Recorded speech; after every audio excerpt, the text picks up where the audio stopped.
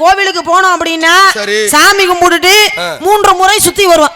இந்த கோவில்கள்ல முதல்ல எந்தெந்த கோவிலுக்கு போனா எத்தனை முறை சுத்தணுங்கிறதே ரொம்ப பேருக்கு தெரியாது. இது சொல்லலாமா வேணாமான்னு கூட தெரியல. நம்ம ஏதாவது விஷயங்களை பேசினாலே போதும் உள்ள போங்கன்றீங்க. அதனால கொஞ்சம் சங்கடமா இருக்கு பேசுறதுக்கு. சொல்லலாமா? ஒரு விஷயம் இருமா சொல்லலாம்ல. ஏன்னா கும்பாபிஷேகம் நல்ல விஷயங்களை கிடைச்ச ஒரு 1/2 மணி நேரத்துக்குள்ள நல்ல விஷயங்களை பேசலாம் அப்படிங்கறத. என் வார்த்தை மட்டும் ஒரு வார்த்தைகள். அதாவது நம்ம இந்த விஷயத்தை பேசுவோமா வேணாமெல்லாம் கேட்க வேண்டாம். நல்ல விழிப்புணர்வோடு இருக்காங்க.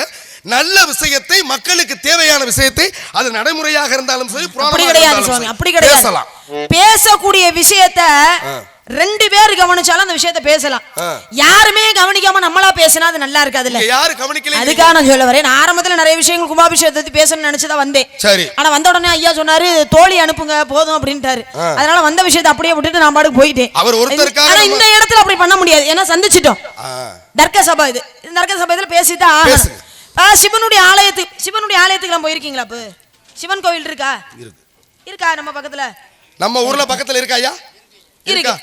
சிவன் கோயிலுக்கு போய் சுத்தி வந்திருக்கீங்களா? எத்தனை முறை சுத்துவீங்க? 3 தடவை. சிவன் கோவிலுக்கு போயிட்டோம் அப்படின்னா சிவனுடைய ஆலயத்தை 5 முறை சுத்தணும். அம்பாளுடைய ஆலயத்தை 5 முறை சுத்தணும். விநாயகருடைய ஆலயத்துக்கு போனோம்னா 1 முறை சுத்தணும். பெருமாளுடைய ஆலயத்துக்கு போனோம்னா 3 முறை சுத்தணும். நவக்கிரகத்தை சுத்துனா 1 சுத்து தான் சுத்தணும். அப்படி இல்லைன்னா 9 முறை சுத்தி தான் நிப்பாட்டணும். இது ஒவ்வொரு தெய்வங்களுக்கும் முன்னோர்கள் வந்து வகுத்து வச்சிருக்காங்க. இப்படிதாப்பா சாமியை கும்பிடணும் அப்படின்லாம் வகுத்து வச்சிருக்காங்க. இதுல இந்த நவக்கிரகம் வந்து இருக்கு பத்தியலா? இந்த நவக்கிரகங்கள் எல்லாமே ஒவ்வொன்றும் ஒவ்வொரு திசையை நோக்கி இருக்கும். கவனிச்சிருக்கீங்களா? நவக்கிரகத்தை ஒவ்வொன்றும் ஒவ்வொரு திசையை நோக்கித்தான் இருக்கும். மற்றது எல்லாமே ஒரே திசையில தான் இருக்கும். ஆனா 2 கிரகம். எந்த கிரகம்? அந்த கிரகத்துல இல்ல நான் உனக்கு கிரகமா இல்ல நீ எனக்கு கிரகமா? இல்ல என் பக்கம் கையை காமிச்சு கிரகம்ங்கற என்ன? இது சாட இது எந்த வகையில? அப்ப நான் சாட பேசுற மாதிரியா இருக்கு? ஒரு நாரத சொல்றேன்னா சாட பேசுறேன். ஒரு நாரத மகரிஷி வந்திருக்காரு. இந்த கிரகம்ங்கற என்ன கை காமிச்சு காமிக்கிறீ? இது எந்த வகையில? இத சபையில ஆகறியமாமா? யாரு வந்து 2 பேர் மட்டும் எதிர்மறையா சுத்தி வர்றது யாருன்னு கேட்டது யாரு? கேட்டது நான் தான். நீங்க தானே கேட்டீங்க. அப்ப யாருக்கிட்ட நான் பதில் சொல்லணும்? என்கிட்ட தான் நீ சொல்லணும். உங்க கிட்ட தானே சொல்லணும். சரி, அதனால தான் சொல்றேன் கிரகம். அதுக்காக கையை இரு உன் கையை பார்க்க நான் வரல, உன் வார்த்தையை கேட்கறதுக்காக வந்திருக்கேன். உன் முகத்தை பார்த்து பேசவில்லை, என் கேள்விக்கு பதில கேட்டு பேசத்தான் வந்திருக்கேன். நீங்க என்ன பள்ளியோட வாத்தியாரா? நான் உங்ககிட்ட அப்படியே கையா கட்டிக்கிட்டு வந்துங்க யா நவக்கிரகங்கள்ல யா அந்த 2 மட்டும் எப்படி நான் பேச முடியும்? கையை அங்க நீட்டி சொல்ல முடியாது. இங்க என்ன சொல்ற நீட்ட? அப்புறம் ஏன் கேள்வி கேட்டீங்க? என்கிட்ட கேள்வி கேட்டா உங்கள்ட்ட தான் நான் பதில் சொல்ல முடியும். நான் கேள்வி உங்ககிட்ட கேட்டுக்கணும். ஏன் நீ பதில் மட்டும் சொல்லு. அந்த நவக்கிரகங்கள்ல 2 கிரகங்கள் மட்டும் தான் எதிர்மறையா சுத்தி வரும். ஏன் அப்படின்னா முதல் 2 கிரகம் எதுன்னு நான் சொல்லிடுறேன். ராகு கேது. இந்த 2 கிரகங்கள் மட்டும்தான் எதிர்மறையா சுத்தி வரும். ஏன் அப்படின்னா ஆலகால விஷத்தை உண்டது யாரு? சிவபெருமான். சிவபெருமான் உண்டார். என்ன காரணத்திற்காக? பார்க்கடலை கடையிறாங்க. அசுரர்களும் தேவர்களும் தேவாமிர்தத்தை எடுக்கணும், அதை சாப்பிடணும் அப்படிங்கிற நோக்கத்தோடு. ஏன்னா தேவாமிர்தத்தை சாப்பிட்டோம்னா நரை, திரை, மூப்பு, பிணி, சாக்காடு இந்த 5 வெல்லக்கூடிய தன்மை அந்த அமிர்தத்துக்கு இருக்கு. அப்ப அதை சாப்பிடணுங்கிறதுக்காக பார்க்கடலை கடைஞ்சா. அதுக்காக இன்னொரு காரணத்துக்காகவும் இருக்கு. ஏன்னா இந்திரனுடைய அனைத்து செல்வங்களும் பார்க்கடலை போய் விழணும் அப்படிங்கிறது சாபம். துர்வாச முனிவர் கொடுத்த சாபம். அதுக்காகவும் அந்த பார்க்கடலை கடையிறாங்க.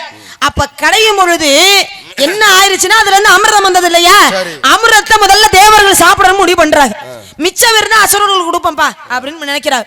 முதல்ல தேவர்களை சாப்பிடுறதுக்காக பரிமாறதுக்காக எல்லாம் வரிசையில உட்கார்ந்துருக்காங்க. மகாவிஷ்ணு மோகினி அவதாரம் எடுத்து பரிமாறிக்கிட்டு இருக்கிறாரு. பரிமாறியதுக்கு அப்புறம் இந்த அசுரன் கூட்டத்துல ஒருத்தன் பாக்குறான். அவன் என்ன நினைக்கிறான்? இவங்க எல்லாம் சாப்பிட்டு முடிச்சு மிச்சம் இருந்தா தானே நமக்கு கொடுப்பாங்க. ஒருவேளை மிச்சப்படல நமக்கு கிடைக்காம போயிருமே அப்படிங்கிறதுக்காக என்ன பண்ணா தேவர்களை போல உருமாறி போய் கூட்டத்துல போய் உட்காந்துட்டான். வரிசையில போய் உட்காந்து பரிமாறியாச்சு.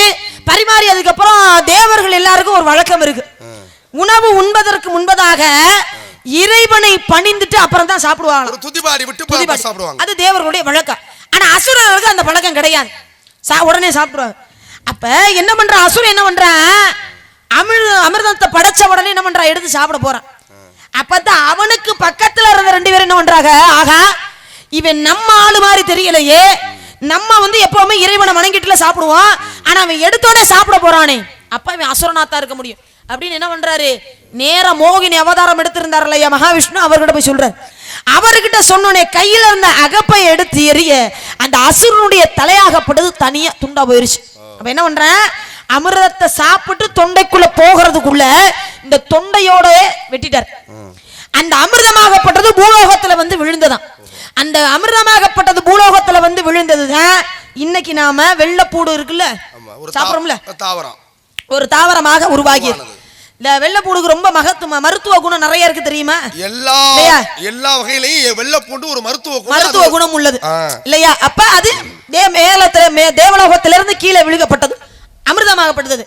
அப்ப அந்த தலை துண்டிக்கப்பட்டது இல்லையா அசுரனுக்கு? இங்க அசுரனுடைய தலை துண்டிக்கப்பட்ட சமயத்திலே அங்க பார்க்கடலை கரையிறதுக்காக வாசுகிங்கிற பாம்பை கயிறா போட்டு இழுத்தாங்க இல்லையா? அந்த பாம்பினுடைய தலையாகப்பட்டது இரு துண்டா போயிருச்சு. இங்க ஒரு துண்டு அங்க ஒரு துண்டா போயிருச்சு. அப்பதான் என்ன பண்ணாங்க, இங்க இருக்கிற தலையை கொண்டு இந்த பாம்புக்கு வச்சுட்டாங்க, பாம்பினுடைய தலையை கொண்டாந்து இந்த அசுரனுக்கு வச்சுட்டாங்க. இத மாறி மாறி வச்சதுக்கு ஒரு பெருமை கொடுக்கணும் அப்படிங்கிறதுக்காகத்தான் நவகிரகத்துல 2 பேரையும் கொண்டு வச்சாங்க. பாம்பு தலை மனித உடம்பு, அசுரனுடைய உடம்பு, அசுரனுடைய பாம்பினுடைய உடம்பு, அசுரனுடைய தலை, அத ரெண்டையும் கொண்டு வச்சு ராகு கேதுங்கிற ராசியா கொண்டு வச்சாங்க. கிரகமா இன்னைக்கு கிரகமா நவகிரகங்கள் வந்து மொத்தம் இன்னைக்கு எத்தனை? 9. ஆரம்பத்துல எத்தனை இருந்துச்சு? முதல்ல ஆரம்பத்துல 5 இருந்துச்சு, அப்புறம் 7 வந்துச்சு, அதுக்கப்புறம் ராகு கேது போய் சேர்ந்ததுக்கு அப்புறம் 9ஆக மாறியது. சூரியன், சந்திரன், செவ்வாய், புதன், குரு, சுக்கிரன், சனி, ராகு, கேது 9 நவக்கிரகம். இன்றைக்கும் பாருங்களே, கிரகாதி பலனை ஒரு ஆணுக்கு பெண்ணுக்கு திருமணம் முடிக்கணும்னா முதல்ல கிரகங்கள் எப்படி இருக்குன்னு பார்க்கணும், ராசிகள் எப்படி இருக்குன்னு பார்க்கணும், நட்சத்திரங்கள் எப்படி இருக்குன்னு பார்க்கணும். இது 3ம் சேர்ந்தால் மட்டுமே ஒரு ஆணையும் பெண்ணையும் திருமண இடத்துல இடக்கூடிய நிலை உருவாகுது இந்த உலகத்துல. இதுல எந்த மாற்றமும் இல்லை. இப்பவும் பாருங்களே, இப்ப ராகுன்னு சொல்றீங்க, கேதுன்னு சொல்றீங்க. ராகு என்ன வடிவத்துல இருப்பாரு, கேது என்ன வடிவத்துல இருப்பாரு? இப்ப ராகு பாருங்களே, ராகு அப்படின்னா பாம்பு, பாம்பு தலை மனித உடல் ராகு. அதே மாதிரி பாம்பு மனித தலை பாம்பு உடலாக இருந்தா கேது. இதுல எந்த மாறுபட்ட வித்தியாசமும் இல்லை. கையில வச்சிருக்கிறது கவன். ஏமா வச்சிருக்கீங்க? பறவைகளை விரட்டணும். ஏன் பறவை விரட்டணும்? திணைய கொய்ய வருது, அதுக்காக பறவை விரட்ட வந்திருக்கீங்க. திணைய 2 அரிசியை சாப்பிட்டு போட்டுமே என்ன உங்க வீட்டு முதலா குறைய போகுது, வாயில ஜீவராசி இப்படி அடிச்சு விரட்டுறீங்களே, இதெல்லாம் உங்களுக்கு பாவம் இல்ல? பறவைகள் வந்து சாதாரணமா அது சாப்பிட்டு வயிறை நிரப்பிக்கிட்டு போனா பிரச்சனை கிடையாது. சரி, சாப்பிடுறங்கிற பேர்ல சேதப்படுத்துதே. ஆமா, சேதம் இல்லாத பொருள் இந்த உலகத்துல இல்லையே. அதுக்காக ஏன் இத போய் விரட்டணும்? சேதப்படாத பொருள் எதை சொல்றீங்க? இந்த உலகத்துல பாருங்களேன், எத்தனையோ சேதங்களா இருக்கு. இன்றைக்கும் பாருங்க, தங்கம் வாங்க போறீங்கல்ல, அதுல சேதாரம் செய்குலின்னு சொல்றாங்களா இல்லையா? ஆமா. இப்ப ஒரு நெல்லை அவிச்சு அரைக்க போறோம்லமா, அந்த சேதாரத்துல வரக்கூடியது உமி வருதா இல்லையா? அந்த உமி உங்களுக்கு தானே சொந்தம்.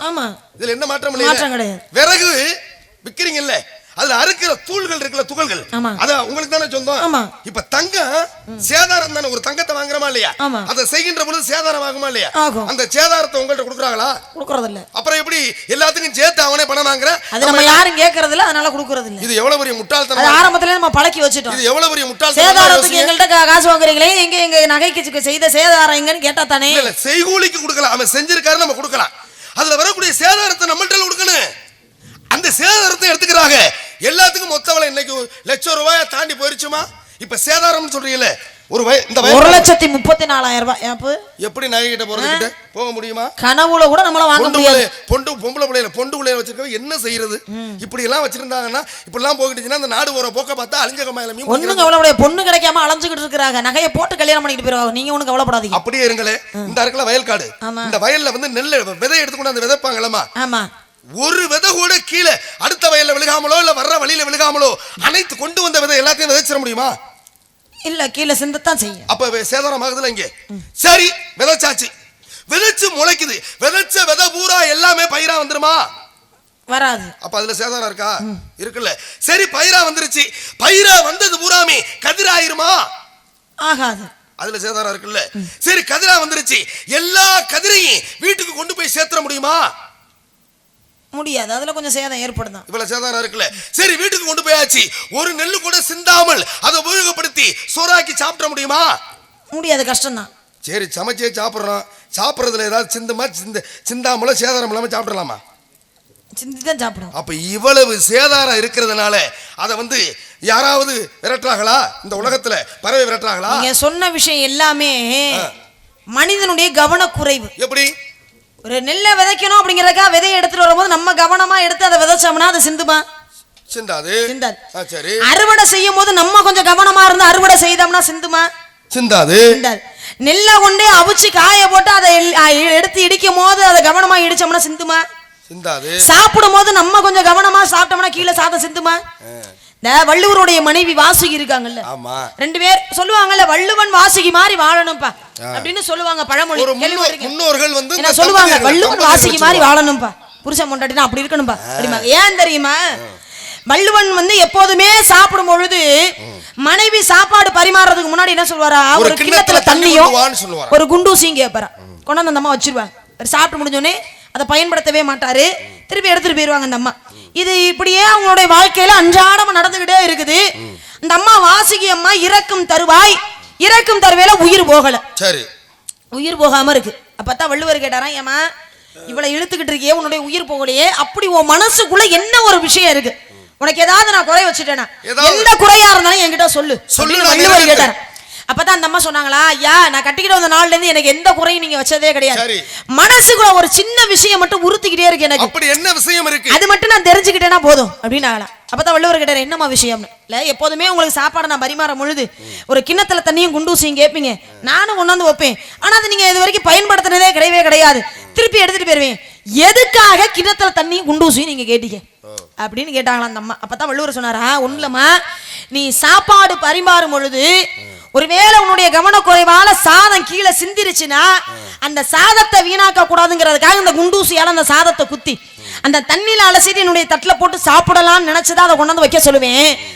ஆனா நீ இது நாள் வரைக்கும் திருமணம் பண்ண நாள்ல இருந்து பரிமாறும் பொழுது ஒரு சோற்று பருக்கை கூட கீழே சிந்தியதே கிடையாது, அதனால அதை பயன்படுத்தக்கூடிய வேலை எனக்கு இல்லமான்னாராம். அது மாதிரி கவனக்குறைவு, கவனம் எங்க இருக்கணும், நம்ம செய்யக்கூடிய வேலையில இருக்கணும். அது மாதிரி நான் செய்யக்கூடிய வேலை காவல், அந்த காவலை சரியா கவனமா பார்க்கத்தான் நான் வந்திருக்கேன். அதோட விட சேதப்படுத்தினா போயிட்டு போகுதுன்னு விட்டு போறதுக்கா நான் வரல. என்ன இப்ப நீ சொல்றீங்க அற்புதமா, இந்த வள்ளுவன் வாசுகியினுடைய கதை.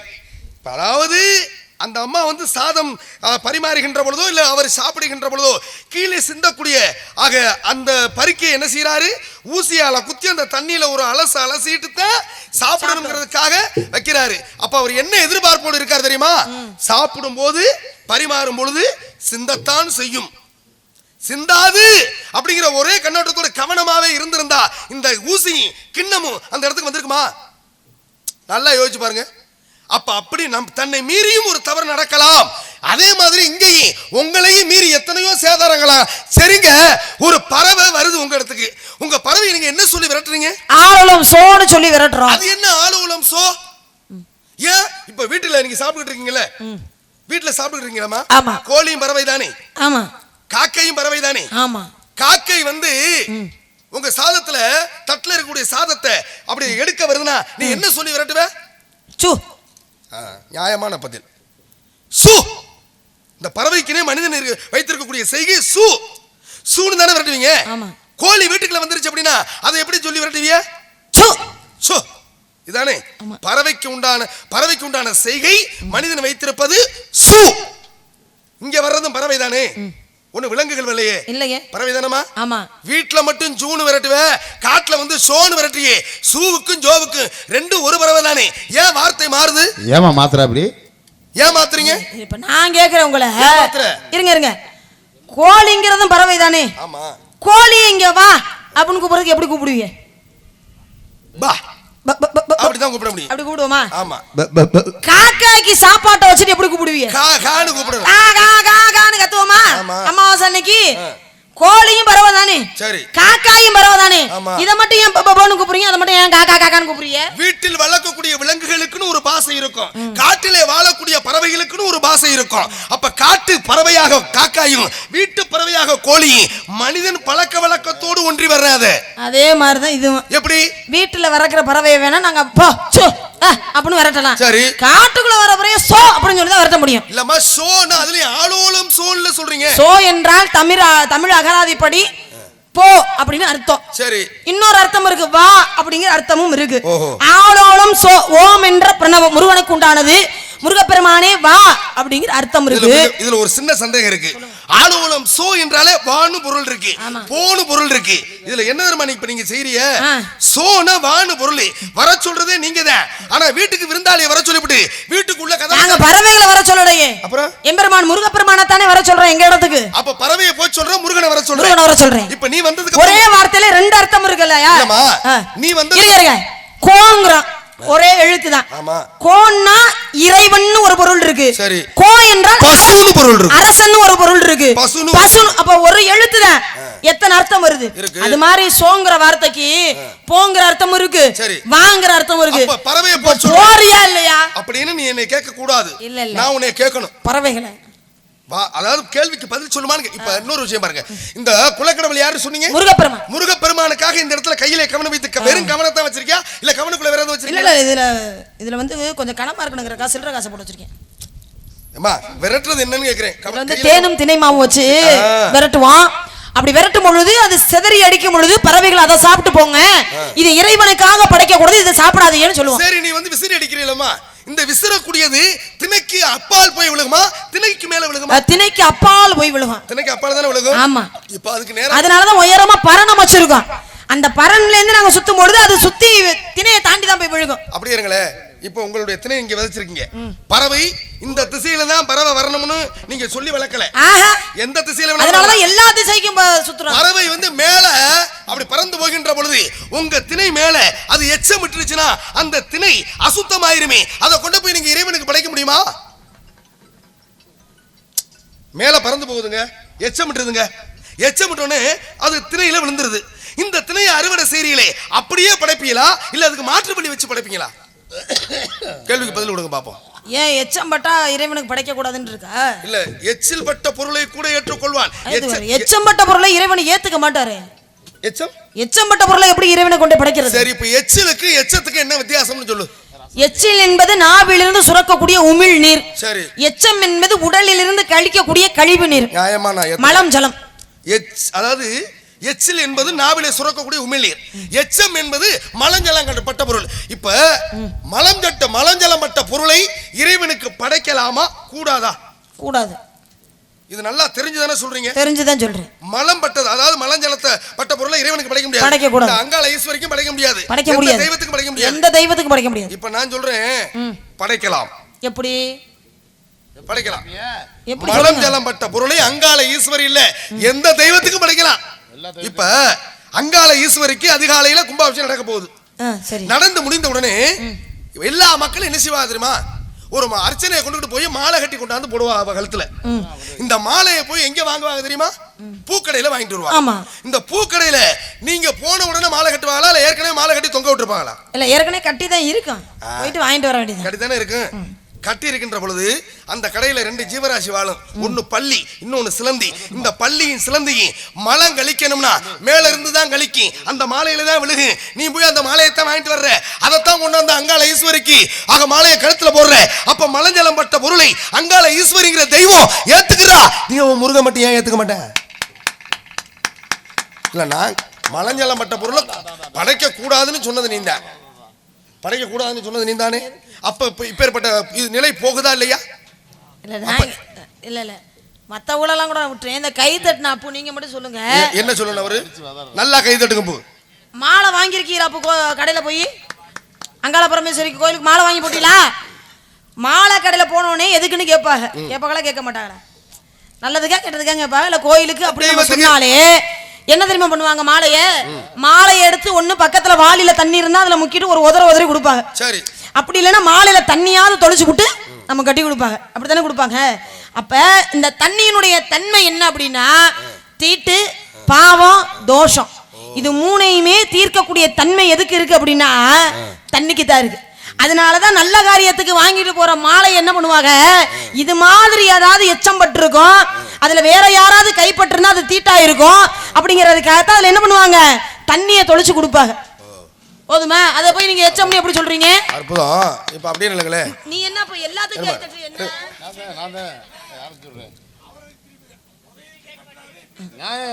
அவுகள் நாங்க கணக்குல சேர்க்க மாட்டோம். நியாயத்தை அப்ப எதுக்கு எனக்கும் தட்டுறாரு அங்கிட்டு தட்டுறாரு? என்ன இருமா அண்ணா ஒரு நிமிஷம் இருமா. இவர் வந்து ரெண்டு பக்கம் ஏன் தட்டினார் தெரியுமா? நான் கேட்ட கேள்வி நியாயமா இருந்தது அதனால கை தட்டினாரு. நான் கேட்ட கேள்விக்கு இந்த அம்மா பதில் சொன்னது அதுக்கு சரியா இருந்தது, அதுக்காக நியாயமா இருந்து, அதனாலதான் அவர் 2 பேரையும் கை தட்டினார். ஏன்னா வாதி பிரதிவாதி இல்லையா, கேள்வி நியாயம், அதை விட இந்த பதில் நியாயம் என்பதற்காக உணர்த்துவதற்காக. அப்படின்னு இல்லைங்களே, மாலையை கொண்டு போய் அண்ணன் இருங்கண்ணே, மாலையை கொண்டு போய் எதுக்கு நினைப்பாங்க, தண்ணியில பக்கத்துல ஒரு வாளி வச்சிருப்பாரு, அந்த வாளிகளை நினைச்சு என்ன செய்வாரு, ஒரு உதறிடுவாரு. இப்ப மலஞ்சலம் பட்டிருந்தா கூட தண்ணியில அமுக்கிட்டா மாலை சுத்தமாயிரும், அந்த தண்ணீர் அசுத்தமாயிரும், தண்ணி அசுத்தமாயிரும். அடுத்து வர்றவர் மாலையை வாங்கினா மறுபடியும் அந்த அசுத்தத்துக்குள்ள அமுக்கணும். உனக்கு முன்னால மாலை வாங்கி நீ போய் வாங்கும் போது அசுத்தத்துக்குள்ள அமுக்கி கொடுத்தா அது அசுத்தமா சுத்தமா? அதை எப்படி அப்ப மலஞ்சலம் பட்டது தானே போகுது உள்ள, எப்படி அப்பப்ப மாத்துவாங்களா ஒவ்வொரு மாலைக்கும்? இல்ல நான் கேக்குறது நியாயமா இருக்கா இல்ல, ஏதாவது பதில் சொல்லுங்க. அதே தண்ணி தானே கடைசி வரைக்கும். சரி இப்ப நான் கேக்குறேன் கேளு. இப்ப ஒரு மனுஷனுடைய பாவத்தை போக்கணும் அப்படின்னா எங்க போகணும்? கங்கைக்கு போகணும், அதாவது காசிக்கு போகணும். காசிக்கு போவாங்க. ஆனா காசிக்கு போக முடியலையாப்பா, ராமேஸ்வரம் போகலாம். ராமேஸ்வரம் போங்கப்பா அப்படின்னு சொல்லுவாங்க. இப்ப என் பாவத்தை நான் போக்கணும் அப்படின்னு ராமேஸ்வரத்துல போய் கடல்ல போய் நான் குளிக்கிறேன். சரி. அடுத்து உங்க பாவத்தை போக்கணும் நீங்க போய் குளிக்கிறீங்க. ஏற்கனவே நான் குளிச்சு என் பாவம் தண்ணியோட தண்ணியா போயிருச்சு. அடுத்து இப்ப நீங்க போய் குளிச்சா உங்க பாவம் அதுல போகுமா இல்ல என் பாவம் ஏற்கனவே இருக்கிறது உங்களையே வந்து ஒட்டிக்கிட்டு வருமா? ஒட்டாது. எப்படி ஒட்டாது? ஒரே தண்ணி தானே, ஒரே தண்ணி தானே கடல் தண்ணி. அப்புறம் என்ன? இருமா உனக்கு நான் விளக்கம் சொல்றேமா. அதாவது பாவத்தை தீர்ப்பதும் தண்ணீர், தோஷத்தை தீர்ப்பதும் தண்ணீர், மோகத்தை தீர்ப்பதும் தண்ணீர். இது 3 தண்ணி தான்.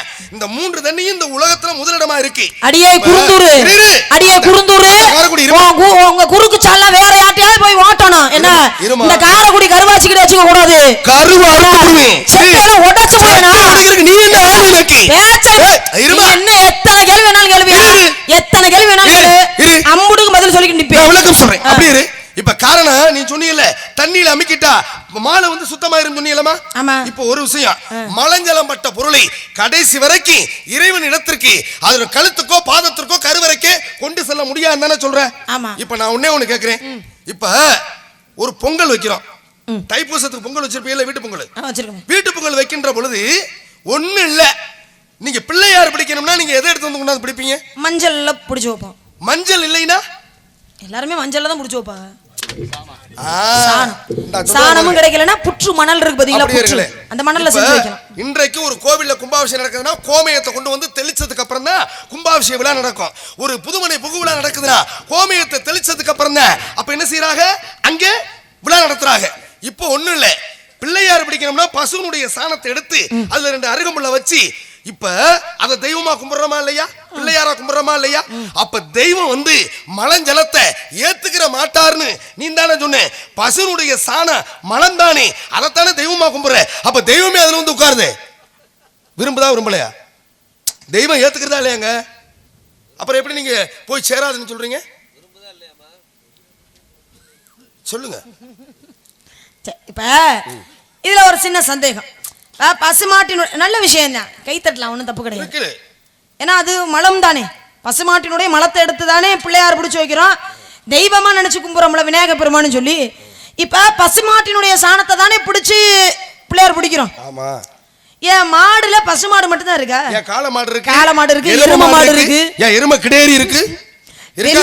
வெளில இருந்து பாக்குறவங்களுக்கு தெரியும் யாரு எரும மாடுன்னு, யாரு எரும கிடேரின்னு யாருக்கும் தெரியும். அப்ப பசுமாட்டினுடைய சாணத்தை மட்டும் ஏன் பிடிச்சு வச்சு விநாயகர் கும்பிடுறோம்? ஏன் அப்படின்னா மற்ற காளை மாட்டு இல்ல நான் கூட 1/2 மணி நேரத்துல முடிச்சிட்டு போயிரோம்னு நினைச்சேன். இல்ல பேசுவோம், உங்களை எல்லாம் விட கூடாது. அப்படியா? விடவே கூடாது. முடிஞ்சா புடிச்சு பாரு. என்ன முடிஞ்சா புடிச்சு பாரு. போதும், இந்த இங்க உட்கார்ந்திருக்க அந்த 3 பேர் எனக்கு போதும். 3 பேரை வச்சு நாடகத்தை ஓட்டிடுவேனா அப்படின்னு இல்ல. ஏன் பசுனுடைய சாணத்தை வச்சு பிடிக்கிறான்னு தானே கேக்குறேன். இந்த பசுனுடைய உடம்புக்குள்ளே 33 கோடி தேவர்களும் அமர்ந்திருக்கின்றார்கள். அனைத்து தெய்வமும் அந்த பசுனுடைய உடம்புக்குள்ள இருக்கு, அதனாலதான் அதை பிடிக்கின்றார்களா. இருங்க, தெய்வங்கள் அனைத்தும் எதுக்குள்ள இருக்கு? பசுமாட்டுக்குள்ள இருக்கு. அப்ப வேற விலங்கினுடைய ஏன் நாய் கூட தான் எச்சம் போடுது, ஏன் அதனுடைய அந்த எச்சத்தை எடுத்து பிள்ளையார் பிடிச்சு வச்சா நிக்க மாட்டேங்குதா? ஏத்துக்க மாட்டாங்க, அதுக்கு தெய்வம் வராது. காளை மாட்டுல வந்து பிடிச்சு வச்சா நிக்க மாட்டேங்குதா? எரும மாட்டுடைய சாணத்தை எடுத்து பிடிச்சு வச்சா பிடிக்க மாட்டேங்குதா? அப்ப தெய்வத்து எங்க இருக்குதோ அங்க உள்ளதானே பிடிச்சு வைக்க முடியும். அப்ப அதைத்தானே தெய்வமா வச்சு கும்பிட முடியும். தெய்வம் ஒரு தெய்வத்தை ஏற்றுக்கொள்ளப்படுகின்றது என்ற ஒரு சான்று அந்த இடத்துல, அதுதான் நிறைவு அந்த இடத்துல. ஆக இருப்பினும் தந்தை பெயர் நம்பி தலைவர், தாய் பெயரோ நங்கை மோகினி, வள்ளி, வந்திருப்பது காவல், என்ன காவல், திரைக்காவல், என்ன திணை, காரண சிந்தனை, பெண்களுக்கு உண்டான பருவங்கள் 7, என்னென்ன பருவம், பேதை பதவி மங்கை மடதை அறுவை தெரிவி பேர்ல படிச்சற கூட 7 பருவம், அடைந்திருக்கூடிய பருவம், மங்கை பருவம், மங்கை பருவத்துக்கு வயது 12 ல 13 குள்ள பருவமடைந்த பெண்கள் தான் இங்க வரணும். பருவமடையாத பெண்களை பருவமடைய செய்தவன் யாரு? அது பராசர முனிவர். பாருங்க, பராசர முனிவர் யாரை செய்தாரு? மச்சகந்தி என்று சொல்லக்கூடிய பெண். அதனாலே ஒரு அற்புதமாக இந்த உலகத்திற்கு ஒரு மகன். இப்ப பருவம் அடைஞ்ச பெண் தான் இங்க காவலுக்கு வரணுங்கிறது ஒரு நியதி. சரி, அதாவது நியதின்னு கிடையாது, எங்க அப்பாவினுடைய வேண்டுதல். வேண்டுதல் அப்படித்தான் வரணும். அப்பாவினுடைய வேண்டுதல். பருவம் அடைஞ்சதுக்கு அப்புறம் முருகனுக்காக காவலுக்கு அனுப்புறேன் அப்படின்னு எங்க அப்பா வேண்டிக்கிட்டாரு. அதுக்காக நான் காவலுக்கு வந்தேன். சரி, இப்ப நான் உங்களை கேட்கிறேன், இப்ப ஒரு தாமரை மலர் இருக்குல்ல, தாமரை மலர் மலரணும் அப்படின்னா யாரோட ஒளிப்பட்டா அந்த தாமரை மலரும்? சூரியனுடைய ஒளிப்பட்டால் தாமரை மலரும். சூரியனுடைய ஒளிப்பட்டா தாமரை மலரும் இல்லையா? கண்டிப்பா. அள்ளி மலரணும்னா யாருடைய ஒளிப்பட்டா அள்ளி மலரணும்? சந்திரனுடைய ஒளிப்பட்டால் அள்ளி இரவிலே மலரும். அள்ளி இரவிலே சந்திரனுடைய ஒளிப்பட்டோனே அள்ளி மலருது இல்ல? கண்டிப்பா மலரும். அது இப்ப ஒரு தாமரையும் அள்ளியும் என்ன இனம்? அது ரெண்டுமே பெண்ணுதான். பெண்ணுதான். இப்ப சூரியன் சந்திரன் என்ன இனம்? ரெண்டுமே ஆண் தான். ரெண்டுமே ஆண் தான். ஆமா. ஒரு ஆணினுடைய ஒளிப்பட்டோனே இங்க பெண்ணுங்கிற மலர் மலருது இல்ல? ஆமா. அது மாதிரி ஒரு பொம்பளை பிள்ளை வயசுக்கு வர்றா அப்படின்னா யார பார்த்தா வயசுக்கு வருவா? ஓ சபாஷ், நல்ல கேள்வியா இருக்குல்ல. விதிச்சு போயிருக்காரு உங்க பெரியப்பா. மஞ்சள் துண்டு தாய் மாமன்னு சொன்னா கொண்டே விடுவேன். அற்புதமா சொன்னமா. காரணம் என்ன அப்படின்னா, இந்த உலகத்துல ஒரு பெண் பூப்படையக்கூடிய நிலை மாதிரி ஒரு புண்ணியம், ஒரு மகத்துவம் வேறு எதுவும் இல்லை. ஏன்னா அந்த பெண்மகள் பூப்படைந்தால் மட்டுமே இந்த உலக விருத்தியாக விடாண்டான்.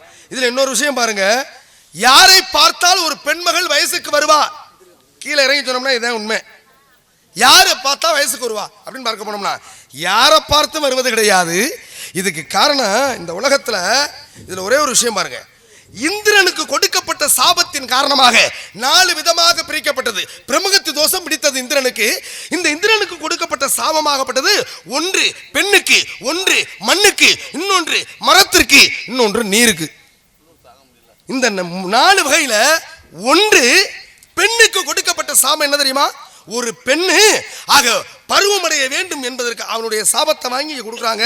பருவமடைய வயதுக்கு வந்தாத்தான் அதற்கு பிறகு அந்த தோஷம் அவனுக்கு நீங்கப்படுகின்றது. யாருக்கு? இந்திரனுக்கு பிரம்மகத்தி தோஷம். ஒன்று பெண்ணுக்கு, இன்னொன்று யாருக்குமா? மண்ணுக்கு. மண்ணுக்கு எப்படி கொடுத்தாங்க? பெண்ணு பருவமடைகிறா. மண்ணுக்கு வந்து உவட்டு மண். இந்த உவட்டு மண்ணு கேள்விப்பட்டிருக்கீங்களா? அதுல எதுவுமே பயன்படுத்த முடியாது, அது வீணா போறது. சரி, மரத்திற்கு? மரத்துக்கு வந்து பிசின் கசிவதன் மூலமாக அந்த சாபம் வெளிப்படும். எந்த பிசின் கசியும்? எந்த மரத்துக்குன்னா வேப்ப மரத்துக்கு, முருங்கை மரத்துக்கு. புதிய மரம், வேப்ப மரம், அதே பிசின் கசிவக்கூடிய மரம் எல்லாம். சரி, அப்ப அதே மாதிரி மண்ணு, மரம், அதே மாதிரி தண்ணீருக்கு, நீருக்கு வந்து நுரை தள்ளுவதன் மூலமாக அந்த சாபம் வெளிப்படும். அப்ப நுரை தள்ளக்கூடிய நிலையாக மாறுவது இது நன்மைக்கு. தீமைக்கு நாள் இருக்கு. இப்ப நீங்க சொல்றது வந்து பருவமடைகிறது. அதே மாதிரி பாருங்க, மண்ணு ஓட்டு மண்ணாக போவது, நீரிலே நுரை தள்ளுவது, அதே மாதிரி இன்னும் மரத்திற்கு பிசு வடிவது. இது வந்து சாபம். ஆமா. ஆனா அதுவே 4 பேர் இதை வாங்கிக்கிட்டாங்க அப்படிங்கிற காரணத்துக்காக 4 பேருக்கு வரத்தையும் கொடுத்தார். கண்டிப்பாக. ஆமா. மண்ணுக்கு வந்து எவ்வளவு பெரிய பள்ளம் தோண்டினாலும் சரி, அது தானாகவே மூடி கொள்ளக்கூடிய தன்மை. ஒரு பள்ளத்தை தோண்டி வச்சுட்டு போங்களே, குறிப்பிட்ட நாள் கழிச்சு வந்த பதமா தானாகவே ஓரளவுக்கு மூடிடும், அதுவாவே மூடிக்கும். மரத்திற்கு என்ன தெரியுமா? மரத்திற்கு வெட்ட தலைக்கக்கூடிய தன்மை. அது வந்து வேப்ப மரம், முருங்கை மரம் இதுக்கு மட்டும் தான் வெட்டினா உடனே தலைக்கும். மத்த மரம் தலைச்சிடாது. தென்னை மரமும் பனை மரத்தை வெட்டினா தலைக்காது. அப்ப குறிப்பிட்ட மரம் அது மட்டும் தான் தலைக்கும். அது மரம். அடுத்து நீருக்கு என்ன? நீருக்கு சுதந்திரமானது, எங்கும் பரவக்கூடியது. தண்ணிக்கு வந்து இந்த இடம் தான் அப்படிலாம் கிடையாது.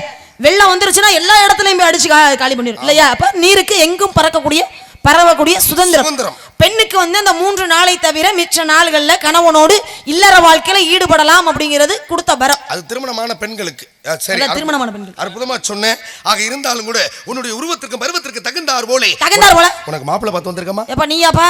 ஆமா, மாப்பிள்ளை பார்த்து வந்து நான் கல்யாணம் பண்ணி குடும்பம்